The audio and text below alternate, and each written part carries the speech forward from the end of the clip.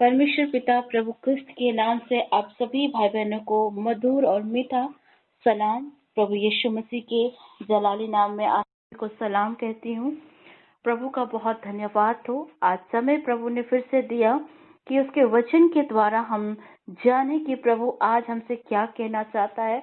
और आज के लिए परमेश्वर ने जो टॉपिक दिया है उसके लिए भी हम परमेश्वर पिता का धन्यवाद करते हैं। मेरे प्रियो, आज का मैंने जो टॉपिक चुना है वो है ये मुश्किल दिन भी बीत जाएंगे। आज का मैंने आप लोगों के बीच संदेश देने के लिए ये टॉपिक रखा कि ये मुश्किल दिन भी बीत जाएंगे।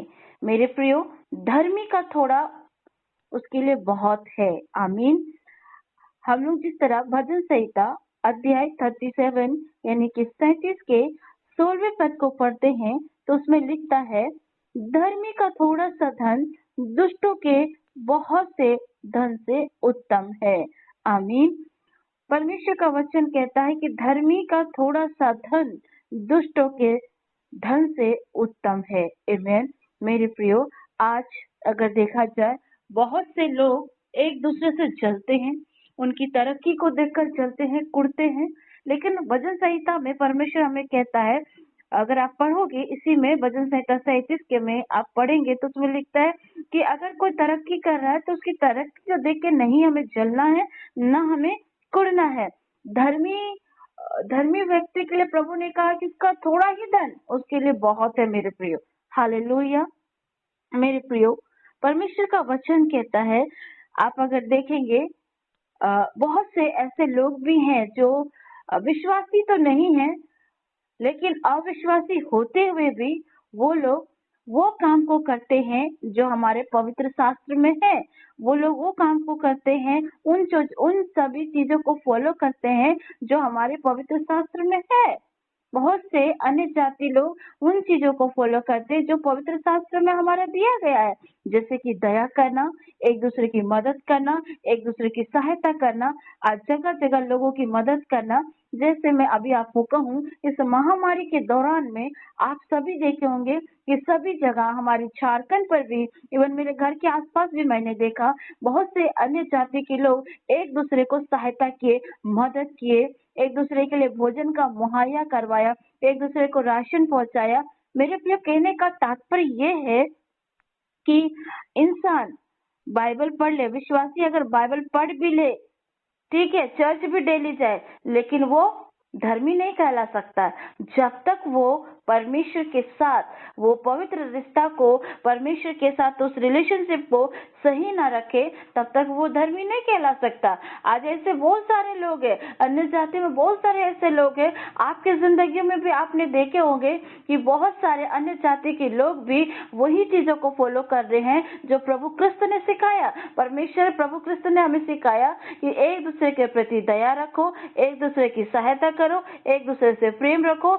आज आप भी और हम देखते हैं सिर्फ हमारे विश्वासी परिवार पे नहीं, अन्य जाति के परिवार पे हैं, वो लोग ना जानते हुए भी, वो प्रभु क्रिस्त को ना जानते हुए भी, पवित्र शास्त्र को ना जानते हुए भी वही चीजों को फॉलो करते हैं जो पवित्र शास्त्र में प्रभु क्रिस्त ने बताया है। मेरे प्रियो, आपके डेली बाइबल पढ़ने से और डेली चर्च जाने से आप धर्मी नहीं ठहर सकते। आप धर्मी तभी ठहरेंगे जब आप अपना रिश्ता, रिलेशनशिप को परमेश्वर के साथ सही रखोगे। धर्मी वो है जो परमेश्वर के साथ अपने रिश्ता को सही रखता है। मेरे प्रियो, धर्मी के पास थोड़ा है, पर हमारा परमेश्वर थोड़ा थोड़ी है। आज हमारे पास हो सकता है कमी घटी हो सकती है, आज हो सकता है हमारे पास किसी चीज की भरपूरी नहीं होगी, लेकिन हमारा सर्वशक्तिमान परमेश्वर वो भरपूर करने वाला, भरपूरी से हमारी रजा को पूरा करने वाला परमेश्वर है। हालेलुया।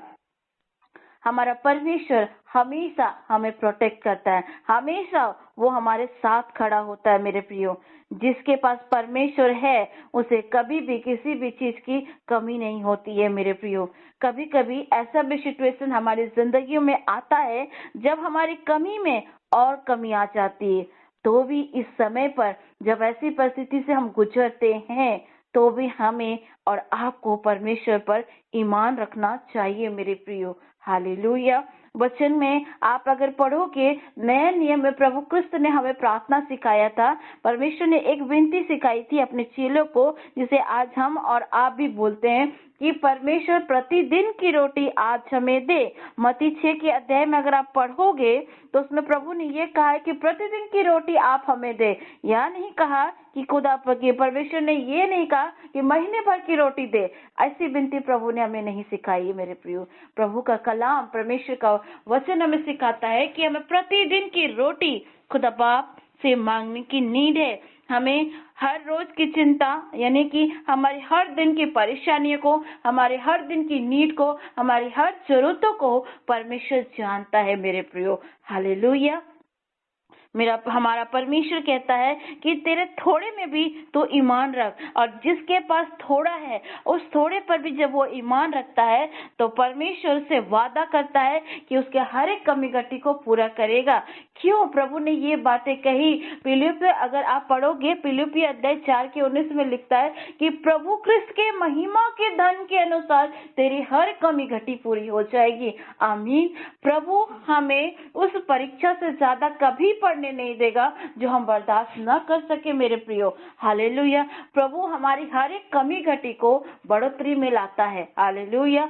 आप अगर देखेंगे, हम बाइबल के पवित्र शास्त्र में नए नियम में अगर पढ़ते हैं तो उसमें हम देखते हैं कि प्रभु क्रिस्त एक जगह उपदेश देते रहते हैं और वह हजारों भीड़ उनके पीछे हो लेती है। आप सभी जानते हैं उस समय उनके शागिर्दों ने, बंदों ने कहा कि प्रभु इन लोगों के खिलाने के लिए हमारे पास पर्याप्त भोजन नहीं है। लेकिन फिर भी आप और हम देखते कि प्रभु क्रिस्त इस बच्चे से, जिसके पास 5 रोटी और 2 मछलियां थी, उसी को अपने पिता से प्रार्थना करके उन्होंने 5000 लोगों को खिलाया। हालेलुया। ये बड़ा आश्चर्यजनक बात है कि हमारा परमेश्वर, हमारा प्रभु क्रिस्त बस 5 रोटी और 2 मछली से 5000 लोग को खिलाया। कैसे? How is possible? ये कैसे हो सकता है कि इतनी बड़ी भीड़ के लिए क्या 5 रोटी और 2 मछलियां काफी थी? अगर हम अपने मनुष्यता में, अपने संसारिक जीवन में और अपने संसारिक रीति की बुद्धि से अगर सोचे तो ये हमारे लिए इम्पॉसिबल है, क्योंकि हम 5000 लोगों को 5 रोटी और 2 मछली नहीं खिला सकते। लेकिन हमारे प्रभु क्रिस्त के लिए ये बातें संभव थी। क्यों? प्रभु हमें यशाया नबी के ग्रंथ में कहते हैं कि यशाया ने यिर्मयाह के ग्रंथ में कहते हैं कि तुम्हारे विचार और मेरे विचार में जमीन आसमान का अंतर है। हमारा परमेश्वर हमारी हर एक कमी घटी को जानता है, हमारी हर एक तकलीफों को जानता है। वो जानता है कि उसके बच्चे को किस समय किस चीज की जरूरत है। हालेलुया। मैंने जैसे आज आपके पास वो टॉपिक रखा कि ये मुश्किल दिन भी बीत जाएंगे, और सच में अगर आप और हम देखते हैं ये कोरोना काल में, इस महामारी के समय प्रभु क्रिस्त ने हम में से किसी को भी एक भी ऐसा दिन नहीं है जो भूखे पेट रखा हो, या हमें अपने घर पे ना रखा हो, या हमें सुरक्षा ना दिया हो। प्रतिदिन प्रभु ने हमारी सुधि ली है। इसीलिए प्रभु हमें कहते हैं मत्ती रचित सुसमाचार में कि तू न खाने की चिंता करना, न रहने की चिंता करना, न पहनने की चिंता करना, क्योंकि तुम्हारे पिता को तुम्हारा ध्यान है। आप अगर सोचो, पवित्र शास्त्र में पहला पत्र 5:7 कहता है मेरे प्रियो, अपनी सारी चिंता किस पर डालना है? परमेश्वर पर डालना है। हमारा परमेश्वर हमारा ध्यान रखता है मेरे प्रियो। हाँ, ये सच है मेरे प्रियो कि हम परमेश्वर को अपनी संसारिक आंखों से नहीं देख सकते, पर यह भी सच है मेरे प्रियो कि परमेश्वर की आत्मा, परमेश्वर की रूह, परमेश्वर का जलाल प्रतिदिन प्रत्येक मनुष्य को घेरे रहता है। प्रभु प्रतिदिन अपने बच्चों की सुधि लेता है। प्रभु जिस तरह वचन में कहते हैं, क्या तुम नहीं जानते हो, वो गौरैया जो एक पक्षी है उसको प्रभु प्रतिदिन खिला सकता है, तो क्या उससे तो तुम बढ़कर हो, क्या मैं तुम्हारी सुधि ना लूंगा? मेरे प्रियो, परमेश्वर का वचन आज हमें कहता है धर्मी के थोड़े में ही उसकी बहुत आशीष है। हमारे पास धन थोड़ा हो सकता, हमारे पास कमी घटी हो सकती, लेकिन क्या हमारे परमेश्वर के पास किसी बात की कमी घटी होगी? कभी नहीं, क्योंकि वो हमारा परमेश्वर सर्वशक्तिमान है, उसे किसी भी बातों की कमी नहीं है। है, उसके लिए कोई भी चीजें असंभव नहीं है। हाँ, हम मनुष्य के लिए कुछ पल के लिए असंभव चीजें लगती हैं कि ये चीजें कैसी होंगी, लेकिन जब उन चीजों को, उन परेशानियों को, उन दिक्कतों को हम परमेश्वर के पास रखते हैं, परमेश्वर से साझा करते हैं, तो प्रभु उन चीजों का हल निकालता है। पर उन सब चीजों का हल निकालने के लिए भी प्रभु जी हमारे धीरज को देखता है, हमारे पेशेंस को देखता है कि मेरा बेटा कब तक या मेरी बेटी कब तक इस चीज को टॉलरेट कर सकता है। लेकिन इतना जानना मेरे प्रियो, प्रभु आपकी नीड को आपके समय से एक दिन पहले ही पूरा कर देता है, क्योंकि प्रभु भी जानता है कि मेरे बेटे और मेरी बेटी को उस चीज की जरूरत है और वो ज्यादा वक्त तक इंतजार नहीं कर सकता है। इसलिए प्रभु भी अपने बच्चों की जरूरतों को, जब उसकी नीड होती है, उसके कुछ दिन पहले या एक दिन पहले उसकी सारी जरूरतों को पूरा करता है मेरे प्रियो। हालेलुया। आप अगर बाइबल में पढ़ोगे, पवित्र शास्त्र में पढ़ोगे, पुराना नियम अध्याय पहला राजा का 17 अध्याय के 9 के 16 में अगर आप पढ़ेंगे, किस तरह परमेश्वर ने एलिया की सुधि ली। एलिया को भी परमेश्वर ने खिलाया था, एक कौवे के द्वारा रोटी और मांस का टुकड़ा डेली परमेश्वर ने एलिया को खिलाया था। मेरे प्रिय, उस अकाल के समय प्रभु ने एलिया की सुधि ली, और साथ ही साथ आप देखोगे तो परमेश्वर ने पहले राजा के पुस्तक में एक विधवा स्त्री की भी सुधि ली। एलिया को उसके घर में भेज करके, अपने दास को भेजकर उस स्त्री को, जो सरपत नगर की विधवा थी, वैसी स्थिति में, उस अकाल की स्थिति में भी परमेश्वर ने अपने लोगों की सुधि ली। सिर्फ उसने अपने दास की ही सुधि नहीं ली, बल्कि अपने लोगों की भी सुधि ली। मेरे प्रियो, परमेश्वर किस तरह अपने दास को उस विधवा के घर में भेजकर उसकी सुधि ली, उसका उपाय किया और उसको ब्लेसिंग भी दी। मेरे प्रियो, हालेलुया। मेरे प्रियो, परमेश्वर के सामने हमें अपनी बातें दिल खोल कर रखनी होती है।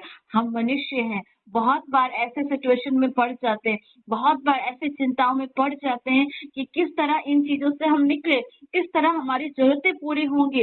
अभी इस तरह के लॉकडाउन में, इस तरह के महामारी से कईयों की शायद नौकरी चली गई है, कईयों के घर में काफी दिक्कतें आई होंगी, कईयों के बच्चों के स्कूल के फीस नहीं भर पाए होंगे, कईयों के घरों में कोई बीमार होंगे, उसका इलाज नहीं हो पा रहा होगा। लेकिन मेरे प्रियो, परमेश्वर इन सारी बातों को जानता है।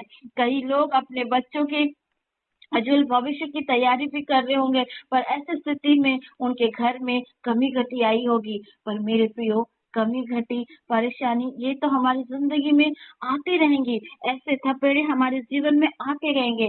लेकिन क्या हमारा परमेश्वर छोटा है? क्या हमारा परमेश्वर का हाथ छोटा है? नहीं, हमारा परमेश्वर सर्वशक्तिमान है, जिसने हमें और आपको बनाया। क्या वो हमारी तकलीफों को, हमारी चिंताओं को, हमारी परेशानी को नहीं जानता? बिल्कुल जानता है मेरे प्रियो। उस सरपत नगर की विधवा के अगर आप सोचो, वो तो, उसने तो डिसाइड ही कर लिया था कि जो थोड़ा सा आटा बचा है, वो थोड़े से लकड़ी को चुन कर, बीन कर जलाएगी, वो मैदा का रोटी बनाएगी, एक रोटी वो अपने खाएगी और अपने बेटे को देगी, और दूसरे दिन वो लोग मर जाएंगे। उन्होंने ऐसा डिसाइड किया था, ये उनकी सोच थी, उन्होंने ऐसा सोचा था, क्योंकि अकाल का समय था, खाने को कुछ भी नहीं था। क्या करते वो लोग? उस जगह हम और आप भी होते तो शायद हम भी यही सोचते। हमारे पास कुछ नहीं होता तो शायद हम भी यही सोचते कि छोटे थोड़े से मैदा में हम खाते, हो सकता हम अपने बच्चों को भी शेयर नहीं करते। भूख ऐसी चीज है मेरे प्रियो, कि भूख जो चीज है ना, वो लोगों को एक दूसरे के विरोधी भी बना देते हैं। भूख इंसान को कंट्रोल नहीं कर सकता है मेरे प्रियो। लेकिन उस समय की जो स्थिति रही होगी, भूख ऐसी चीज है कि इंसान अपने ही लोगों को लताड़ देता है। लेकिन उस समय सोचिए, उस स्त्री के घर में कुप्पी भर से भी कम मैदा था, थोड़ा सा तेल था और कुछ लकड़ियां वो बीन रही थी। और इसी बीच प्रभु का दास आता है और उससे कहता, जो कुछ तेरे पास है वो मुझे खिला। हो सकता उस समय वो स्त्री इनकार कर सकती थी, वो एलिया को मना कर सकती थी, कि प्रभु के दास को बोल सकती थी, हमारे पास कुछ भी नहीं है, हम तो खुद ही खाने के लाले पड़े हैं। लेकिन वो स्त्री ने ऐसा नहीं किया, उसके पास जो कुछ भी था वो मन ही मन उस समय की जो सिचुएशन होगी मेरे प्रियो, आप और हम उस सिचुएशंस में खड़े होते, हमारे पास खाने को खुद कुछ नहीं है और हमारे घर पर कोई और व्यक्ति आता है और हमसे भोजन मांगता है, तो हमारी सिचुएशन कैसा होता है? आप और हम मन में यही सोचते हैं, एक तो हमारे पास खाने को नहीं और एक दूसरा आके और मांग रहा है। हो सकता है हम उस व्यक्ति को घर से भगा देते, हो सकता है उस व्यक्ति को हम इनकार कर देते, लेकिन वो स्त्री ने ऐसा नहीं किया। आप इस पवित्र शास्त्र को पढ़ेंगे तो आप जानेंगे, उस स्त्री ने प्रभु के दास का आदर किया। उसने एक बार भी नहीं सोचा कि ये रोटी को खिलाने के बाद मेरे और मेरे बेटे का क्या होगा।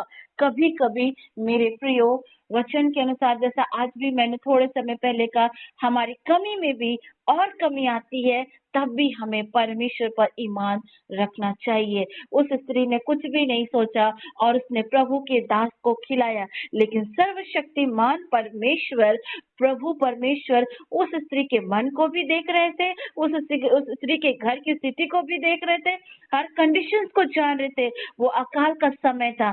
प्रभु उस स्त्री के इस किए गए व्यवहार से और प्रभु के दास को खिलाने से, जो आशीष प्रभु ने उस स्त्री को दिया, हम और आप देखते हैं कि उस अकाल के घड़ी तक और अकाल के बाद तक भी उस स्त्री के घर के घड़े में कभी भी मैदा कम नहीं हुआ और तेल भी कभी कम नहीं हुआ। उस स्त्री का पूरा घराना प्रतिदिन रोटी को खाता था। हालेलुया। मैं इसीलिए कहती हूँ मेरे प्रियो, हमारे पास कमी हो सकती है, हमारे पास घटी हो सकती है, पर हमारे परमेश्वर के पास किसी भी भली चीज की घटी नहीं है। क्यों? भजन संहिता में हम पढ़ते हैं, आप अगर देखेंगे भजन संहिता 34 में कहता है, जवान सिंहों को तो घटी हो सकती है, लेकिन प्रभु के प्रेमियों को, प्रभु के डरवैयों को कभी भी किसी बात की घटी नहीं हो सकती है। वचनकार 37 में ही प्रभु ने कहा है कि यहोवा को अपने सुख का मूल जान, तो वो तेरे सारे मनोरथों को पूरा करेगा।